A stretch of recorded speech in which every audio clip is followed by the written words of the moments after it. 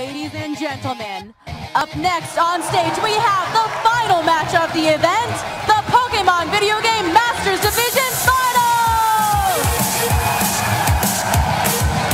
Our competitors are, from the United States, Player 1, Jeudy Azzarelli!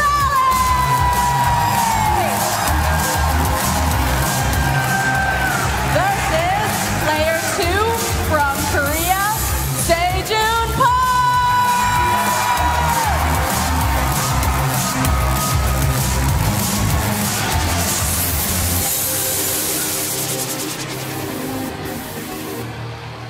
I love those intros. Seijun already announcing to the world the Pachirisu potentially going to be the MVP of this. But both of these players coming out with huge fan followings in the crowd. I don't know if you could feel it at home, but it was basically, it felt like an earthquake here in the stadium. Yeah, I think these players deserve it too, and it's kind of an interesting matchup for the fans here. We've got Seijun Park, one of the most accomplished and popular trainers in the world. I think definitely the most influential trainer in the world as far as, anytime Seijun used anything at any point all season, players took note of it. It adjusted the metagame of the rest of the world.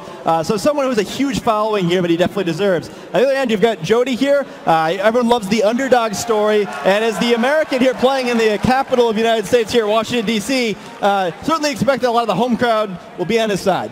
Yeah, definitely going to be interesting to see if Jeudy can ride that momentum over Seijun Park. We sort of touched on this at the beginning, but Seijun definitely considered the favorite coming in here, right?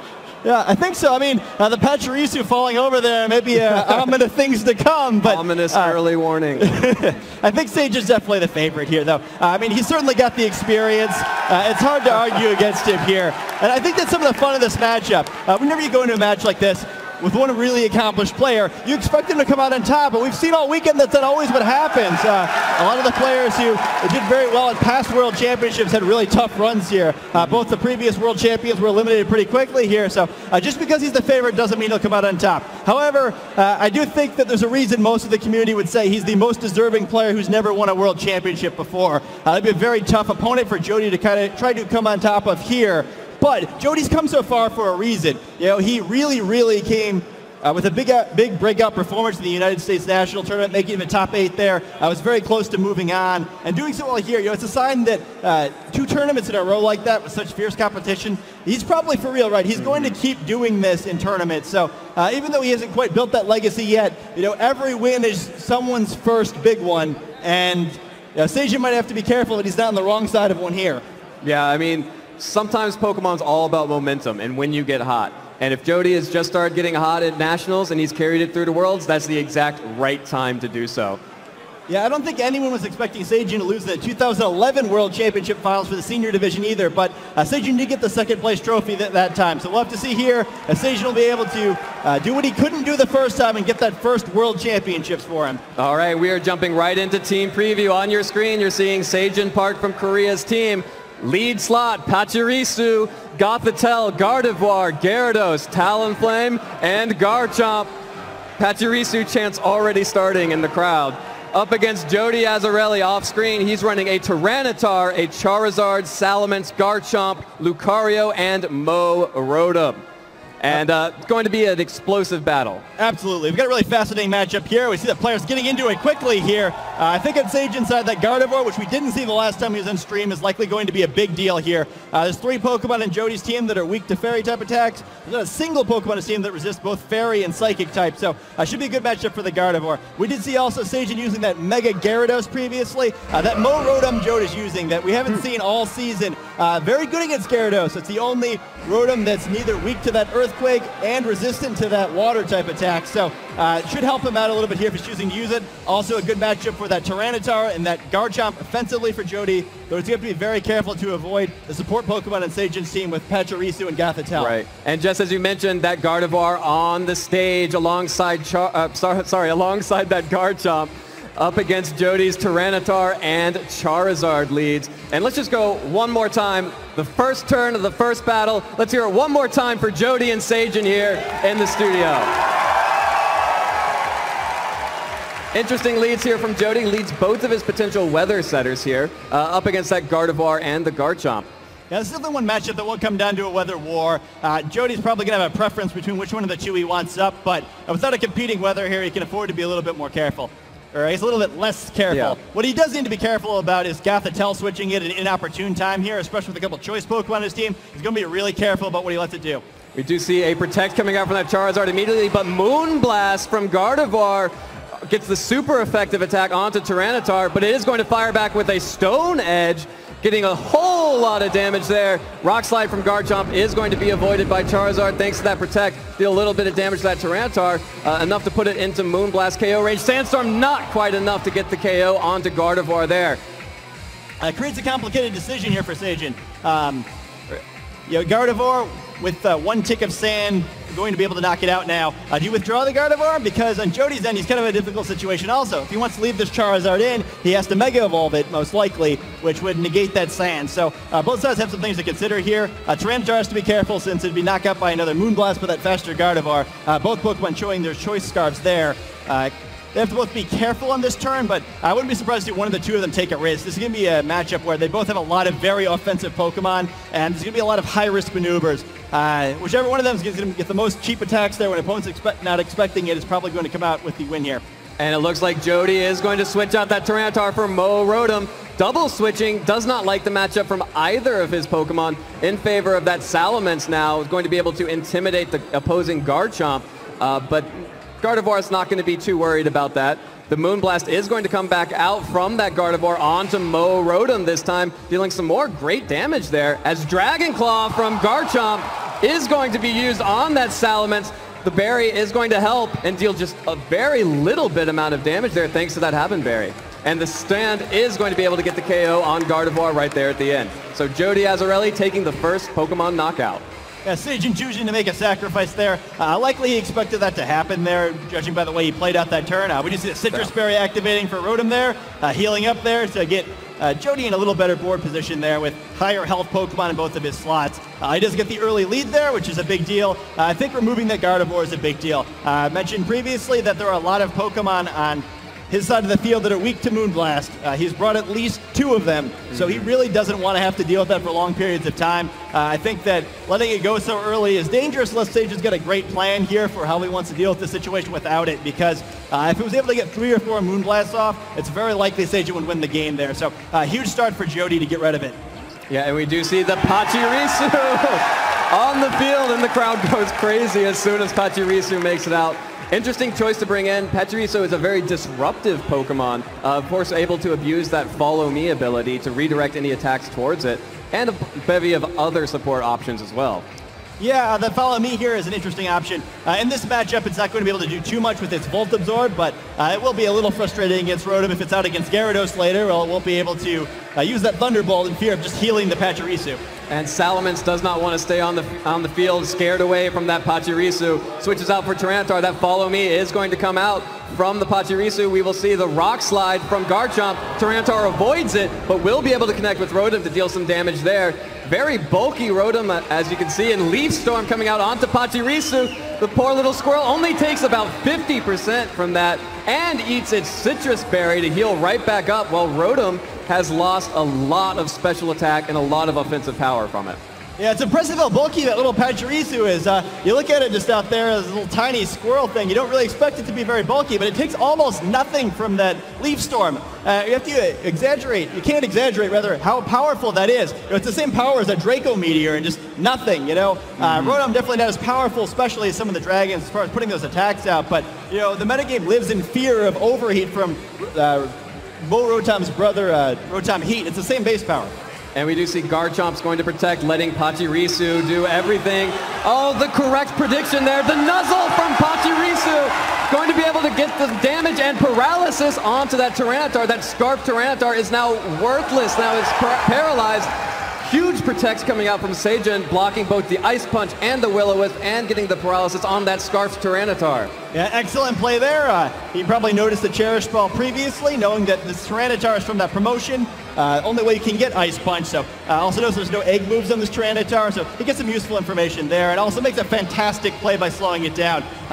Usually gets the knockout on Garchomp with Ice Punch. There's a chance it survives with some defensive investment, but not an issue there. Now Garchomp going to be able to deal with this Tyranitar as it normally would. Rotom not too threatening out in the field now with that reduced special attack from using Leaf Storm, so better position now for Sajin to be in.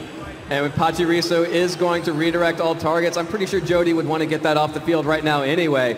As we do see Garchomp's Dragon Claw is going to and Will-O-Wisp redirected away from Garchomp onto Pachirisu, now burnt. We'll be taking that burn damage every turn in addition to some more turns of sand as Ice Punch comes through from Tyranitar, still dealing almost no damage. And fortunately for Sajin, that Sandstorm is going to subside this turn so that we don't have to worry about any additional chip damage. Yeah, Pachirisu now has to at least be attacked once more, or he'll survive 2 more turns after that burn damage, but likely going to follow me and go down anyway. Garchomp probably needs to try to get a knockout on this turn. Doesn't necessarily need to get both of the enemy Pokemon since it can get another one on the next turn after the protection from the follow me, but Sage is going to need to start picking up Pokemon here. There's a lot of weakened Pokemon on Jody's side, but he does need to start evening out the Pokemon score. Even with a bunch of weakened Pokemon, playing from 2-4 down is going to be pretty tough. However, Garchomp still has a full health here. We still have a full health Pokemon in the back. So Sajin is definitely setting up to make a comeback here. He's trying to win the late game, not necessarily just on Pokemon score. And it looks like Sajin's going to protect his Garchomp, sending out Talonflame as Protect comes out from Pachirisu. Going to try and keep that Pachirisu on the field. Leaf Storm into the Protect. Ice Punch into that Talonflame. That's some good damage onto Talonflame. And the freeze! The Ice Punch gets the freeze onto Talonflame. It's stuck in mid-air. Can't do anything. Really unfortunate break there on the switch-in. Now you wonder how it stays floating like that, but a really, really big freeze there. And that was sort of the issue of that Pokemon lead that Jeudy started to accumulate there, is that one wrong thing happening and there's just not enough ground to make it up. I think if Sajin had gotten a position where he just had mostly full health Talonflame and mostly full health Garchomp out, it would have been a good situation there. But Pachirisu now only has a turn left unless it's able to absorb a Thunderbolt with that Volt Absorb. And Talonflame is... the thaw as Overheat comes out from Talonflame. Sajin is not playing around. Overheat gets the KO onto the Rotom-Mow problems. It faints and goes back to Jody's trainer. Tyranitar is still out though. You see the Life Orb from Talonflame as Super Fang from Pachirisu. Not dealing quite that much, but the paralysis. Tyranitar fully paralyzed. Sajin was not happy about that turn of freeze, and Pachirisu finally faints thanks to the burn. Yeah, Pachirisu certainly did his job, though. It's gotten Sajin to a very manageable position now. Even though he's facing a decent Pokemon deficit here, he does have a bunch of damage on most of Jody's Pokemon, so it's not impossible he can come back from this one. However, he does still have that Salamence in the back. That Intimidate will be a big problem for both of these Pokemon, but the combination of Brave Bird and Rock Slide is still going to do a lot of damage to Charizard here if Sajin chooses to go that route. Even though Jeudy looks like he has the lead there, I don't know if he really likes this position. He's going to have to cut this very, very close to come out with the win. Of course, you have to be careful with that Talonflame too, because it deals just as much damage to itself as it does to you. We do see Salamence switching in right now, going to get that Intimidate off onto both the Garchomp and the Talonflame. Going to be huge coming up as both of those physical attackers are going to want to abuse their physical moves. Charizard going to go ahead and Mega Evolve into Mega Charizard Y. Going to summon the Drought. Going to bring the Sun and strengthen the attack of all the fire moves on the side. Of course, Talonflame probably not going to want to be using that anymore, but Brave Bird will come out from Talonflame using that ability to make it priority. It's going to deal a lot of damage to Charizard, a little bit over half. Gets the recoil damage and the Life Orb damage, and the Rock Slide is going to connect with both Charizard and the Salamence. Is it going to be enough? Gets the KO on Charizard. Salamence still around, but Charizard going down for free. Pretty big deal. Yeah, I think Sajin should be able to take this one. And that Super Fang in the last turn by Pachirisu there, but it seems like it was so irrelevant, only doing 17 damage there. I don't know if it's actually going to end up being so. With that extra damage there, you're going to feel very safe that even intimidated, Talonflame can finish off this Tyranitar if it needs to. I've already seen that the Salamence has the Hobbenberry, not a Choice Scarf, so Garchomp should be able to finish it off. And we see the forfeit. Yeah, Jeudy going ahead and forfeiting, and Sajin Park takes game 1 of this best-of-3 set. Let's hear it for Sajin, everybody. Huge win for Sajin. You always want to take that first game in a series. All the control is in his favor now. Yeah, it's going to be a really overwhelming situation for Jeudy to try to deal with now. Not only are you in the finals of the World Championships, but against the player considered by many people to be the best in the world. You have to win 2 games in a row. Yeah. Very great game by Sagen there. It's not just that he won, but the way he won. He really understood what he needed to do there. He planned out the game so that he would be able to win in the end. It didn't matter if he fell down behind early as far as Pokemon remaining. It just mattered if he could close out the game. I think a lot of times players will get a little too involved with the trading each turn. We're just trying to win through tactics. Like, I'm going to win this turn. I'm going to outsmart my opponent. I'm going to get this knockout. But the long-term plan isn't there. We really see that from Sagen, where even though he seemed like he was losing most of the game, he ended up in a situation where he won the game cleanly because he always kept the end of the game in the mind, not just the beginning. Yeah, definitely strong play from Sagen. We are going to go right into game 2. Sagen on the top of your screen, Jeudy on the bottom. Salamence and Lucario going to be the leads for Jeudy this time, as Sagen's going to go ahead and throw out that Garchomp and Gardevoir once again. So Jeudy switching up the leads a little bit, and Sagen just decided to go with what works. Yeah, I love Jeudy's switch up here. We saw the Mega Charizard throughout all of Jeudy's previously streamed matches. However, this Lucario can go both ways, it looks like. It does have Lucario Knight, so it's capable of Mega Evolution, and we see it here. Yeah, Mega Lucario making its first appearance on the stream here. Going to go ahead and Mega Evolve, get a lot of additional power on the field for Jeudy. And Bullet Punch coming up from Mega Lucario onto Gardevoir. Not quite enough for the one-hit KO. Dazzling Gleam, the choice from Gardevoir. Super effective damage on Salamence, and the Earthquake not affecting Salamence or Gardevoir thanks to that telepathy, but will be able to get the damage onto Lucario. Is it going to be enough? Is Mega going down? The Mega goes down. Turn 1 for Jeudy. A huge gambit from him, did not pay off, but Rock Tomb from Salamence going to hit that Garchomp and slow it down just a little bit. Yeah, excellent play there on Sagen's end. I don't know if he trained his Pokemon with that Lucario Bullet Punch in mind, but I think that was one of Jeudy's main tricks of this matchup, the ability to use that Mega Lucario, which hadn't been seen before, and try to get a quick knockout of that Gardevoir. Once again, we see it very low in range of Sandstorm damage, but this time the damage looks like it may have been done. Garchomp's still in great position to try to do some damage here. Dragon Claw and Salamence or Earthquake and Tyranitar would do some very serious damage. Tyranitar's going to have to lock into a move here, which will help out Sagen significantly, planning out the rest of the game here. And getting one more knockout, even if it's not on Tyranitar, would prevent it from switching moves again, creating a much more winnable endgame situation for Sagen. Jeudy is going to protect that Salamence, does not want to let this Dazzling Gleam get the KO there. Going to deal no damage to that Salamence, but super effective damage onto Tyranitar. Rock Slide is the choice from Jeudy. That's the play. Going to pick up the KO onto Gardevoir, get some damage onto Garchomp. Hope for a flinch here. Could be a huge for Jeudy. The Earthquake is going to go through. No flinches. Earthquake onto Tyranitar. Super effective hit. Is it going to be enough? No! Survives with just 12 HP. Salamence taking some Sandstorm damage, but a good KO, a KO that Jeudy needed. Yeah, he does get some progress here. No longer has to worry about that Dazzling Gleam, which should easily knock out both of those Pokemon, but he gave up a lot to get it. Tyranitar on the verge of being knocked out now. Salamence also very low. Garchomp to easily knock out either of these Pokemon now that Tyranitar is locked into that Rock Slide. We did see Jeudy come back from a seemingly unwinnable situation during his top 4 match with that Rock Slide Tyranitar, getting some key critical hits and flinches. He might need that again here. Garchomp alone is creating a lot of threat right now, and we haven't even seen 2 of Sagen's Pokemon yet. Yeah, and it looks like it's going to be Pachirisu. Pachirisu on the field, capable of redirecting any attack from Salamence now that Garchomp's slower thanks to that Rock Tomb. So it's a great play from Sagen to bring that back out. Yeah, it can definitely help out a whole bunch here. A quick follow me prevents Salamence from creating any real threat here. And Garchomp comes as his pickup, which is the Pokemon it wants to try to knock out. Jeudy likely going to need to switch one of the 2 here, but the other one's going to be in a lot of danger. He's kind of got to hope that Sagen guesses wrong about which of the 2 that he switches out. There's also the threat, too, of a Super Fang here, but we do see the follow me. Yeah, follow me coming out from Pachirisu. Jeudy keeping both in. Rock Slide coming out from Tyranitar. Going to have to hope for a flinch onto that Garchomp. It looks like we do see some small damage on both. Draco Meteor from Jeudy onto that Pachirisu. Probably originally targeted for that Garchomp. Will connect, will deal some good damage, but we've already seen not enough. That Pachirisu is so bulky. If that Mow Rotom's Leaf Storm wasn't proof enough, it just tanked a Salamence Draco Meteor, and no flinch! So Rock Slide does come out from Garchomp. That should be a double KO. No!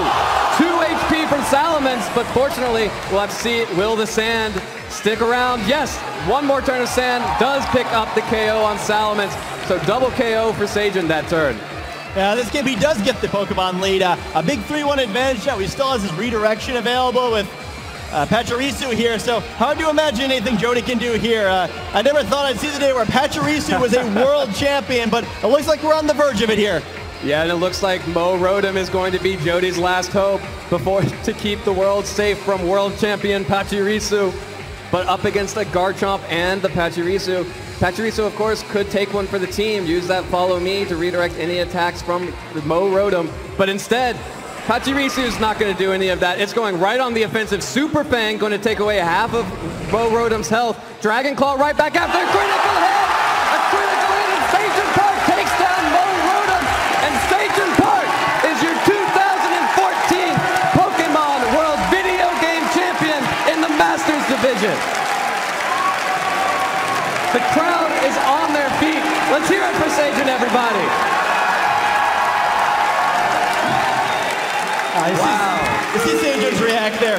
No player in the world deserved a world championship more than Sagen does. I don't think anyone plays the game more. I don't think anyone works harder. And I feel great for him. You know, sometimes in these Pokemon tournaments, you get results that just you're not quite sure about. You feel like maybe somebody get robbed. Nobody got robbed today. The best player in the world wins it. I think he was the favorite in both of the last 2 years' world championships. I had to figure this guy was going to get one eventually, and it just feels great to see him winning it. You know, the guy who works the hardest, the guy who probably has the most clever team wins it. It's not just that he won, but just with Pachirisu with Gothitelle. Yeah. A lot of cool tricks in his team. Even overheat on Talonflame, not something we see very often in VGC. Really brilliant play, really brilliant team, and you can't expect a better adventure than what you got here. Sagen Park taking it all at the end. Yeah, and that's easily the most impressive part of Sagen's entire career for me, is that he has never compromised. He has always played his own game. And sometimes that looks weird to us. You know, no one coming into this tournament would have expected Pachirisu to be the world champion. But Sagen has consistently innovated in this game, and he finally gets the championship title that he deserves. Yeah, I think another thing is interesting about how great Sagen is. You know what we didn't see in that series? A Mega Pokemon on Sagen's side. Right. I never brought that Gyarados. I think he correctly deduced it did not have a very good matchup, but he was perfectly willing to win with his other Pokemon. You know, I think that's a mark of a good player in this game, that you have to realize that you're giving up something for that Mega Evolution, right? Even though they're the strongest Pokemon in theory, it isn't always the right choice. He picks the best Pokemon for this matchup, is able to come out on top. And his Mega Pokemon itself was an interesting choice, right? You don't see much Mega Gyarados in VGC. You more often see that Kangaskhan or Megas that counter it more clearly, like Mawile, like Mega Tyranitar even, like Mega Mawile, and it's just not what happens here. You know, a very smart play by Sagen, both in the team creation and the way he played this series. A very deserving champion, and I'm really happy for him. Yeah, me too.